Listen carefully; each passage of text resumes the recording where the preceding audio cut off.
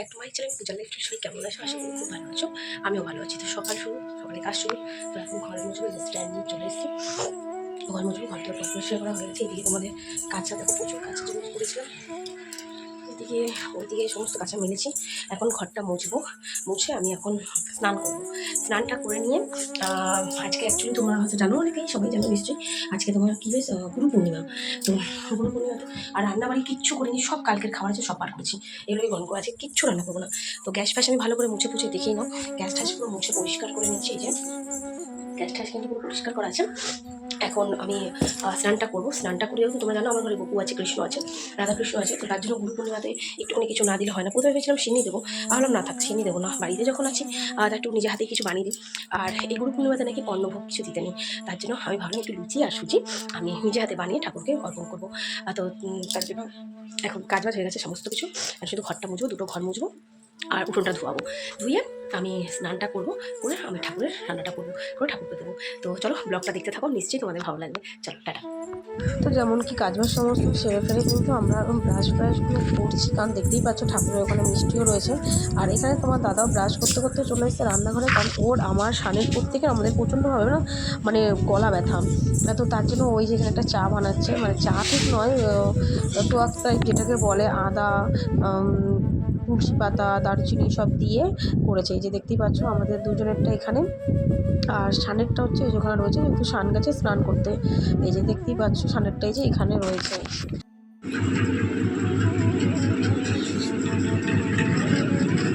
খাও কি গো, খাও ঢক করে। তাহলে আমি চায়ের মতন করে খাবো, আমি তো ঢক করে খেয়ে নেবো। আমিও তাহলে ঢক করে খেয়ে নেবো। কী করি, নাকেরটা খুলে ফেলবো? অসুবিধা তো অবশ্যই হচ্ছেই নাকেরটাতে। হ্যাঁ,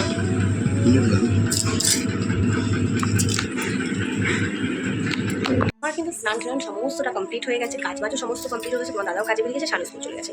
তো আমি সকাল থেকে কিন্তু কিছু এখন আর খাইনি। সকালে শুধু তোমার দাদা আদা, দারুচিনি, তারপরে এলাচ না তুলসী পাতা এইসব একটা জল বানিয়েছিল গলা ব্যথার জন্য। কারণ তিনজনের একই সমস্যা, প্রচুর বাজে রকমভাবে ঠান্ডা মানে লেগে গেছে, গলা ব্যথা করছে, কী হচ্ছে বুঝতে পারছি না, এত শরীরটা খারাপ লাগে।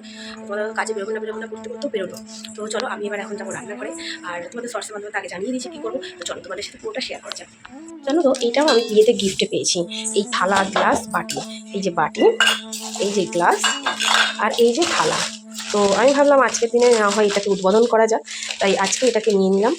এটার মধ্যেই ঠাকুরকে, ভোলে বাবাকে আমি খাবারটা অর্পণ করবো। আর এখানে নিয়ে এসেছি সুজি আর ময়দা। সুজি ময়দা সবই আছে ঘরে, কিন্তু আমার তো আলাদা করে কিছু নেই। আর আমি কিন্তু রান্না আমার এই গ্যাসেই করবো, গ্যাস পুরো পরিষ্কার করে মাজা ঘষা। কারণ তো ঠাকুরের জন্য আমি আলাদা করে তো নিশ্চয়ই আমরা এখন গ্যাস কিনতে যেতে পারবো না। আমি মনে করি মন পরিষ্কার যার সব পরিষ্কার তার। তো সেখান থেকে আমি মন পরিষ্কার করে ভগবানের জন্য যেটুকু করবো, নিশ্চয়ই ভগবান সেটা গ্রহণ করবে। তো চলো করা যাক কাজ। আমি বোলটা নিয়ে চলে এসেছি। আমি এবার এটাকে একটু ধুয়ে নেবো। ধুয়ে এর মধ্যে ঠাকুরের রান্নাটা মানে ময়দাটা আর কি মাখবো এর মধ্যে। এগুলো প্যাকেজিং থেকে খুলে ফেলি।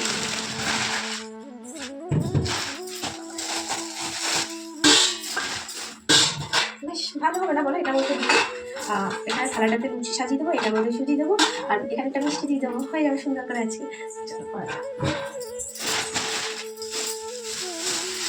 আর আমার কিন্তু নিরামিষের সব কিছু আলাদা থাকে, তোমরা জানো আমি সোমবার দিনটা যখন নিরামিষ খাই আমি সবটাই আলাদা রাখি। তো আমার এখানে এই নুন থেকে শুরু করে তেল অবধি এগুলো সব নিরামিষ আছে। তো আমি এগুলো দিয়ে ঠাকুরের কাজটা করতেই পারি। তো চলো, আর নিরামিষের তেলটা না শেষ হয়ে গেছে, সো ওকে, নো প্রবলেম। তেলটা কালকে রান্না করে শেষ হয়ে গেছে, কালকে না সোমবার দিনকে। একটা তেলের প্যাকেট খুলে নেওয়া যাক, যেহেতু নিরামিষের কাজ। তো ময়দাটা আলাদা করে নিরামিষ ছিল না আমার, ঠিক আছে। এই যে ময়দা নিয়ে চলে এসেছি।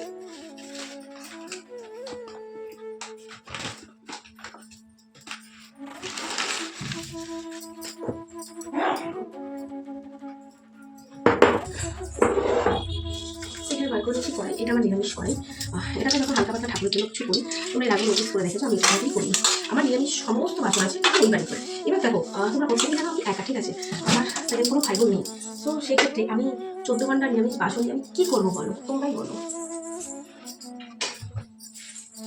আমি এই খুঁটিটা নিয়ে যাচ্ছি পরিষ্কার দিয়ে। তো আমি এটা আলাদা করে নিরামিষ বাসন কিনে নেবো, কারণ আমার মনে হয় দরকার নেই, তার জন্য কিনে নেবো। এই ন্যাকড়াগুলো কিন্তু আমার নিরামিষ। আমার আমিষের ন্যাকড়া হচ্ছে এই দেখো, এই দুটো। কারণ আমি যেহেতু নিরামিষটা সোমবার করে খাই, তার জন্য কিন্তু এগুলো করে পরিষ্কার। কারণ আমি এখানে অনেকেই অনেক রকম কমেন্ট পাস করতে আসে, হ্যাঁ।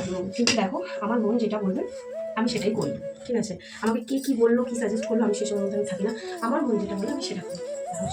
করে নিয়েছি। আমি এখানে আগে সুজিটা করি। তো আমি কিন্তু সুজিটা কড়াইতে ভাজা বসিয়ে দিয়েছি, আর এখানে কিন্তু গুঁড়ো দুধ নিয়ে নিয়েছি, কারণ দুধ দিয়ে কোনো লিকুইড দুধ নেই, আমার কাছে গুঁড়ো দুধটা থাকে। তো সেটা দিয়ে আমি দুধটা গুলিয়ে কিন্তু সুজিটা অলমোস্ট করে নেবো।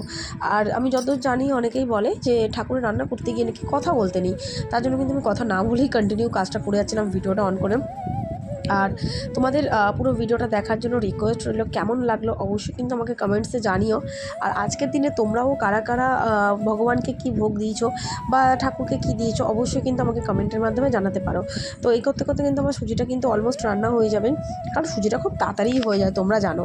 তো চলো, কথা বলতে বলতে কিন্তু আমার সুজি কিন্তু অলমোস্ট রেডিও হয়ে গেছে দেখো। তো এই যে আমি কিন্তু কাঁসার বাটিতে করে তুলছিলাম, জানো কি গরম হয়ে গেছিলো, ওই জন্য নিচে ন্যাকড়া দিয়ে তুলছিলাম। তো এই যে আমার কিন্তু সুজি পুরো রেডি। ওপর থেকে একটুখানি কিসমিস দিয়ে সাজিয়ে দিলাম, কারণ একটুখানি ভালো লাগে আর কি দেখার জন্য, আর কিছুই নয়। এমনি আমি সুজিতে কিসমিস দিয়েছি, কিন্তু ওপর থেকে একটুখানি দিয়ে দিলাম। তো দুটো বাটিতে যে তুলে নিলাম, প্রথমে তো ভেবেছিলাম দুটো বাটিতে কাঁচের বাটি ওই বাড়িতে নিয়ে যাবো, কিন্তু পরে তো তোমাদেরকে দেখিয়েছি, আমি দেখেই নেবে তোমরা। আমি আমার ভোলে বাবাকে দেওয়ার পরে আমি ওই বাটি বাসনি ধুয়ে আমি ওর মধ্যে করে আমি ওই বাড়িতে নিয়ে গেছিলাম, ওই বাড়িটা। সেম একই রকমভাবে কিন্তু আমি এই বাটিতেও পুরোটা তুলে নিচ্ছি, দেখতেই পাচ্ছ। ব্যাস সুজি হয়ে যাওয়ার পরে কিন্তু এই যে ময়দা ফয়দা মেখে কিন্তু কড়াইতে তেল দিয়ে বসিয়ে দিয়েছি। এবার আমি করবো লুচি, ফটাফট লুচি ভাজবো। এবার একটুখানি দিয়ে আগে দেখে নিলাম যে তেলটা গরম হয়েছে কিনা। তো এই যে দেখো তেল কিন্তু গরম হয়ে গেছে, এবার আমি ফটাফট কিন্তু সমস্ত লুচিগুলোকে বেলে নেবো। এই যে আমি আগে বেলে নিয়েছি, কারণ এক হাতে না একটা একটা করে বেলে বেলে ভাজতে গেলে অসুবিধা হয়। তো আমি কিন্তু এইভাবেই কিন্তু এক একটা করে বেলে, অনেকগুলো করে বেলে নিয়ে তারপরে আমি ভেজেছিলাম। তো দেখতেই পাচ্ছ তোমরা, এইভাবে আমি একে একে সব লুচি ভেজে নিয়েছি। চলো, আমার লুচি ভাজাও কিন্তু অলমোস্ট কমপ্লিট। এবার চলো ঠাকুরের থালাটাকে সাজিয়ে নেওয়া যাক। যেমন কথা তেমন কাজ, ঠাকুরের থালা কিন্তু সাজিয়ে নিয়েছি, দেখতেই পাচ্ছ। কেমন লাগছে বলো তো একটু তোমরা কমেন্টের মাধ্যমে। আমি মানে এই যে গ্লাসেও জল নিয়ে নিয়েছি। এবার চলো আমি আমার ভোলে বাবাকে দিয়ে আসি, আমার ভোলে বাবার খাওয়ার। এই যে এখানে মিষ্টিও ছিল, আর এই যে আমি চলে এসেছি আমার এই ঘরে। এবার বুঝতে পারছি না এই থালাটাকে কী করে দেবো, এত বড় থালা তো ওখানে দেওয়ার মতন পজিশন নেই, কিন্তু তাও ব্যবস্থা তো করতেই হবে। আমি আমার মতন করে ঠাকুর এখানে পেতেছি, তো সেইভাবেই এখানে পুজো আমি দেওয়ার চেষ্টা করি। আর সানও ফুল এনে দিয়েছিল, মা ফুল পাঠিয়েছিল, আর বেলপাতা, মানে আমি মেনলি চেষ্টা করি বেলপাতা নীলকণ্ঠটা রোজ দেওয়ার। আর আকন্দর মালা ঠাকুরের গলায় ছিল, আজকে পাইনি গো মালা, নাহলে একটা মালাও কিনে নিতাম। তো এই যে গঙ্গা জল একটু ছিটিয়ে নিলাম, কারণ একটু গঙ্গা জল না ছিটিয়ে নিলে তো হয় না, তাই একটু গঙ্গা জলে ছিটিয়ে নিয়েছি। আর দেখো আমি কিন্তু থালাটা কোনোভাবে একটুখানি এদিক ওদিক করে বসিয়েছি, কারণ থালাটা অনেকটা বড়, তো এখানে বসানোর মতন অতটা জায়গা নেই। তারপরে ধূপ দিয়ে এই যে ঠাকুরকে ধূপ দেখিয়ে আমার কিন্তু পুজো কমপ্লিট। দেওয়া হয়ে গেছে, হয়ে গিয়ে দেখো ওই পুরো প্রসাদ এখানে দিয়ে রাখলাম। আর এই থালা বাসনটা আমি নিজে নিয়ে আসলাম, কারণ আমরা ওই বাড়িতে নিয়ে যাবো গোপুর জন্য। ভাবলাম এদিকে যখন আগে দেওয়া হয়ে যাবে, প্রসাদটা নামিয়ে নিই। আমি এই থালা বাসনই পুরোটা নিজে নিজে নিয়ে আসলাম। বাবা আমি হাঁপিয়ে গেছি। আর এই যে ওই ঘরে যে প্রসাদটা দিয়েছিলাম, এই যে প্রসাদ কিন্তু এখানে। চলো এবার ওই বাড়ি গোপুর জন্য রেডি করি তাড়াতাড়ি। চলো, একটু বেরিয়ে গেছি, পেপার দিয়ে ঢাকা দিয়ে নিয়ে আবার বৃষ্টিও পড়ছে, কি জ্বালা। চলো চলে এসেছি বাড়িতে। দেখো আমার গপু সোনারা কেমন সুন্দর সেজে বসে আছে। মা সকালবেলায় সব কটাকে সাজিয়েছে এত সুন্দর করে ফুল টুল দিয়ে। আর আমিও কিন্তু এখানে তুলসী দিয়ে, কারণ গপুকে তো তুলসী দিয়ে দিতে হয়, তুলসী দিয়ে লুচি সুজি আর গুজিয়া দিয়ে আমি আমার গপুকে কিন্তু দিয়ে দিয়েছি। তো কেমন লাগছে আমার গপুকে দেখো তো তোমরা সবাই। এখানে কিন্তু আমার রাধাকৃষ্ণ আছে, গপু আছে, ভোলে। তো হলো আমার পুজো আর্চা সমস্ত কমপ্লিট। এই আমার একটা পার্সেল এসছে, এটা স্বামীর জুতো এসছে, দাঁড়াও দেখি। তো গরমে কষ্ট হচ্ছে না কি বলবো, আর ঠান্ডা লেগে গেছে, তারও বেশি মনে হচ্ছে না কষ্ট হচ্ছে। যাই হোক, পুজো আর্চা কমপ্লিট করলাম। সত্যি বলছি মনের মধ্যে একটা শান্তি কাজ করে, কারণ কি জানো তো, মানে একটা টাইম ছিল আমরা এত লোকের, মানে বন্ধু বান্ধব লোকের পিছনে নিজেদের পয়সা খরচা করতাম। দেখো আমরাও যে বড়লোক মানুষ তা তো নয়, আমরা মধ্যবিত্ত ঘরের সাধারণ মানুষ, ঠিক আছে, ভালোবেসে তাদের জন্য করতাম। কিন্তু দিন শেষে গিয়ে বুঝেছিলাম জানো তো, যে যেটা করছি সেটা পুরো ফালতু করছি। তো সেই সময় আমি বুঝলাম যে আমাকে এখান থেকে সরে গেলাম। সরে যাওয়ার পর অনেক কিছু হলো, অনেক কমেন্টস তোমরা সেগুলো দেখেইছো। যাই হোক, পাস্ট ইজ পাস্ট। তো এখন মনে হয় কি জানো তো, কোনো কারোর জন্য বিন্দু মাত্র আমি কিছু করতে চাই না, কারোর জন্য নয়, আমি নিজের জন্য বাঁচতে চাই। যেটাতে আমার মন চায় না আমি সেটা করি, যেটা আমার ভালো লাগে আমি সেটা করি।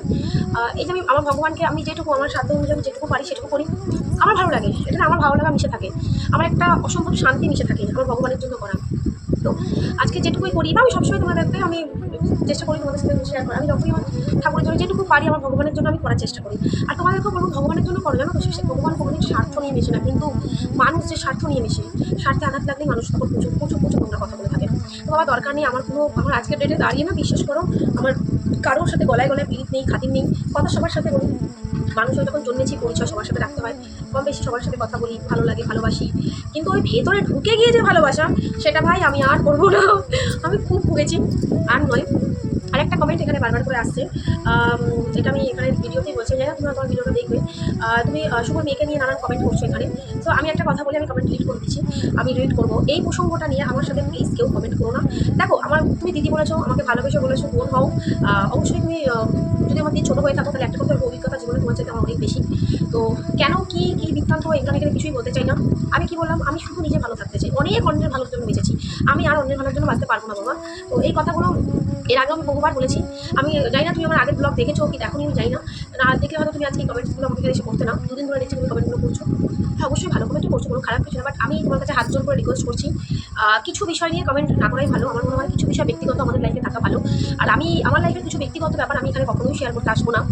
আমার যেটুকু ভালো দেখাচ্ছি সেই ভালোটুকু নিয়ে থাকো, দেখো, এক্সট্রা সাজেশন থেকে এসো না। কারণ তুমি যদি আমাকে ছোটো হয়ে দেখো, দিদি যখন বলছো মানে আমি এই কাজটা করছি না, মানে নিশ্চয়ই তার পিছনে কোনো রিজন আছে, যেটা তুমি আমাকে করতে বলছো। সেটা করছি না তার কারণ নিশ্চয়ই আমার এখানে কোনো রিজন আছে, আমি যার জন্য করতে চাইছি না। যদি করার হতো আমি নিশ্চয়ই করতাম। তো আমার লাইফ তো প্লিজ আমাকে একটু বুঝে নিতে দাও। আমি যেভাবে ভালো থাকতে চাই বা আমি যেভাবে বাঁচতে চাই, আমার যেভাবে আমার সংসার, আমার স্বামী, আমার সন্তান নিয়ে ভালো থাকতে চাই, আমাকে থাকতে দাও। বেকার কিছু কমেন্টস করো না যেগুলোতে বাজে লাগে শুনতে। কারণ আমার মনে হয় আমি ইউটিউবে আসি আমার ভালোটুকু তোমাদেরকে দেখাতে, ঠিক আছে? আমি আমার কোনো খারাপ দেখাতে এখানে চাই না, যেটা হয়ে গেছে আমি সেটা নিয়ে কিছু বলতেই চাই না। বাট কিছু জিনিস আমাদের লাইফে ব্যক্তিগত আছে, আমি মনে করি আর সেই ব্যক্তিগতগুলো আমাদের কাছে ব্যক্তিগতভাবেই থাকুক। এটা একটা সোশ্যাল মিডিয়া, তো এখানে কতটা দেখানো উচিত, কতটা বলা উচিত, সেটা আমরা যথেষ্ট ভালো মতন জানি। যার জন্য আজ পর্যন্ত আমার ছেলের ফেসটা অব্দি তোমাদেরকে আমি এখানে দেখাইনি। তো আমি জানি কতটা বলা উচিত, কতটা বলা উচিত নয়, কতটা দেখানো উচিত, কতটা দেখানো উচিত নয়। তো প্লিজ তুমি যে কমেন্টগুলো করছো, রিকোয়েস্ট করছি ওই ধরনের কমেন্ট করো না। কারণ যখন তুমি যেটা বলছো সেটা করছি না, মানে তার পিছনে নিশ্চয়ই কারণ আছে। তো সেটা আমাদের কাছেই থাকতে দাও, ঠিক আছে? কী করলে ভালো হবে, কী না করলে ভালো হবে, প্লিজ একটু সাজেশন দিতে এসো না। আমি জানি আমার লাইফে কী করা উচিত আর কী উচিত না। তো রিকোয়েস্ট করবো বোন, এই অ্যাটলিস্ট এটা এটা তোমার বোঝা উচিত ছিল যে আমি এটা করছি না, মানে তার পিছনে নিশ্চয়ই কোনো রিজন আছে। দেখ, আমি জানি না তোমার সাথে আমার হোয়াটসঅ্যাপে কথা হয় কি হয় না বা জানি না। আমার যারা ক্লোজ আছে হোয়াটসঅ্যাপে তারা কম বেশি সবটাই জানি ব্যাপারটা নিয়ে। তুমি হয়তো তার নেই, তার জন্য হয়তো তুমি এই ধরনের কমেন্ট করেছো, ঠিক আছে, ওকে। বাট নেক্সট টাইম থেকে কমেন্ট করো না প্লিজ। তো চলো আজকের ব্লগটা আমার ইউতেই থাকো। পার্সেন্টটা আমার পরে আমি পরের ব্লগে করতে আমার ভালো লাগে না, এখন ব্লগটা এডিট করতে হবে, তোমাদেরকে দিতে হবে। তো আজকে গুরু পূর্ণিমা, তোমরা তোমাদের ভগবানকে কী ভোগ লাগাচ্ছ অবশ্যই কমেন্টসের মাধ্যমে জানিও। আমি আমার সাধ্য মতন যেটুকু পেরেছি সেটুকু ভগবানকে ভোগ দিলাম। আমি চাই সেইভাবে ভগবান পাশে থাকুক, সাথে থাকুক, আর কিছু চাই না জীবনে। তোমাদের সবাইকে ভালো রাখুক, ব্যাস। চলো টাটা, বাই। ব্লগটা দেখো।